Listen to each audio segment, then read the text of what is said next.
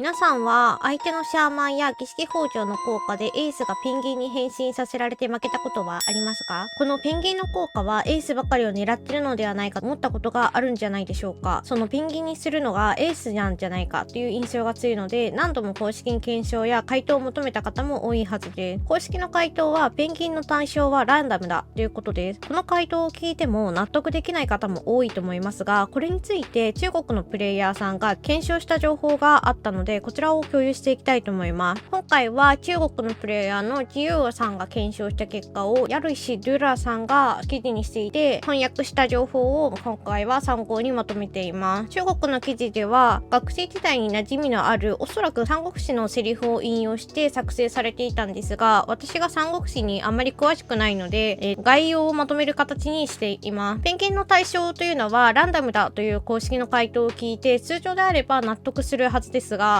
自分が優位になっている時、勝てている時にどの駒がペンギンに変身しようと納得すると思います。ただ、自陣の大切な駒が変身して負けたとか、不公平に感じる経験をすると、そういった公式回答は納得しがたいものになってしまいます。ペンギンに変身させるこの効果は、試合の勝敗への影響がかなり高いので、毎回メインのキャリーが変身してしまうと、何かおかしいという深い印象が残ります。シャーマンを使用する側は、どの駒が変身したかを常に気にしていることは少ないですが、ペンギンにされた側は非常に嫌な印象を残してしまいます。この逆光の痛みというのは非常に深く、多くの人は自分のエースが狙われているのではないかと疑うほどです。運がいいのか、何か法則性があるせいなのか、少し混乱してしまうでしょう。